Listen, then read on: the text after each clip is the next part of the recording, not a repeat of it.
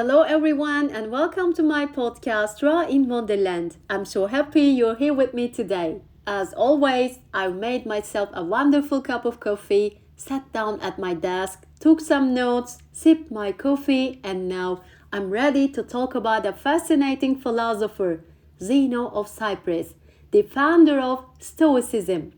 Oh, but first, important clarification. There are two Zenos in the world of philosophy.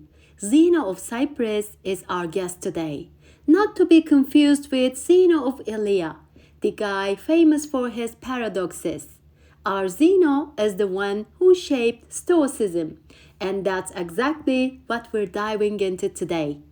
Born in 334 BCE in Citium, modern-day Cyprus, Zeno wasn't always a philosopher. He was actually a merchant, just like his father. Their family traded Tyrian purple, one of the rarest and most expensive dyes of the ancient world, made from crushed sea snails. Yes, really. This purple dye was so valuable that at one point only Roman emperors were allowed to wear it. But here is where things take a turn. Zeno, sailing to Athens, loses everything in a terrible shipwreck. Years of trade, wealth, and investment gone. You would expect devastation, right? But no. Instead, Zeno later says, "The best voyage of my life was the one where my ship sank," talking about turning a crisis into an opportunity. Instead of sulking, Zeno questioned everything and set out on a journey to find meaning. Feeling lost, Zeno heads to the Oracle of Delphi, because when life falls apart, why not consult an ancient Greek mystic, right? He is asking, "What should I do with my life?" And the oracle cryptically replies, "Wear the color of the dead." Excuse me? At first, Zeno doesn't quite get it, but then it clicks. He had spent his whole life obsessing over material wealth, luxury, and status. Maybe it was time to detach from all of that and embrace something deeper, something beyond material possessions. So, instead of returning home, he stays in Athens and begins his philosophical quest. One day, while wandering Athens, Zeno steps into a bookstore. He picks up a book about Socrates, reads a few pages, and boom, his mind is blown. This man, Socrates, was questioning everything, standing by his principles, living simply, and Zeno wanted to know more. So he returns to the bookseller and asks, "Where can I find a philosopher like this?" The bookseller, possibly amused by this eager Cypriot, gestures outside and says, "Follow that guy." That guy turns out to be Crates, a student of the legendary Cynic philosopher Diogenes. And this is where things get interesting. Zeno meets the Cynics, and it gets a little bit weird. Now, if you know anything about Cynic philosophy, you'll know it's brutal. The Cynics believed in living like a stray dog, rejecting social norms, wealth, and even basic hygiene. They mocked people, insulted kings, and lived in absolute simplicity. Zeno, still in his figuring things out phase, decides to study under Crates, but here is the problem. Zeno is too polite. The Cynics had zero shame. They didn't care about public embarrassment. Crates, trying to toughen up his new student, gives him a challenge. "Take this pot of lentils, carry it through the city, and make a fool of yourself." Zeno does it, but he hates every second of it.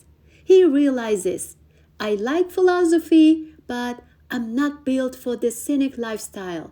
I don't want to insult people in the streets. I want to be wise, but also civilized." And so he parts ways with the Cynics, taking some lessons with him, but ultimately carving out his own path.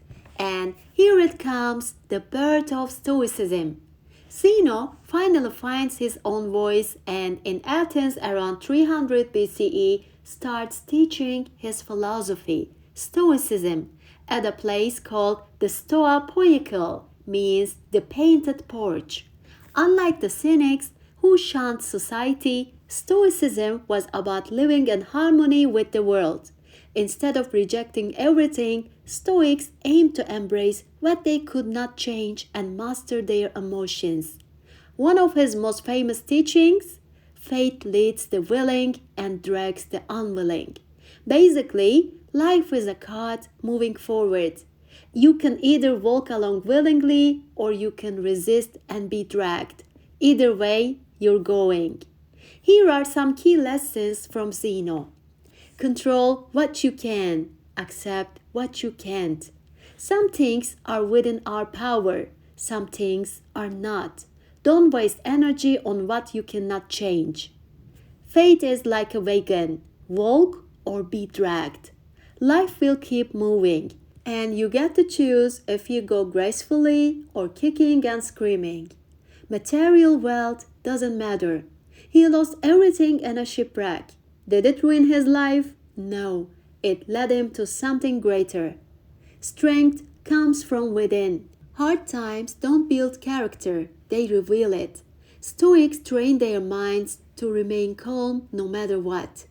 Virtue is equal to happiness.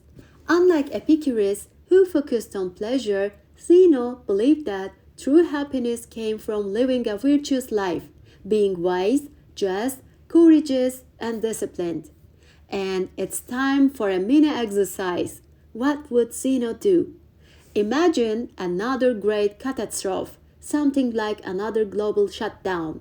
No travel, no deliveries, no internet, just you, your immediate surroundings, and your thoughts. How would you handle it? Zeno would say, "It is what it is. Accept it, adapt, find your peace within." And with that, my coffee is finished, and so is this episode. Thank you for joining me in Ra in Wonderland. Until next time, stay curious, stay kind, and embrace the flow of life. Bye, guys!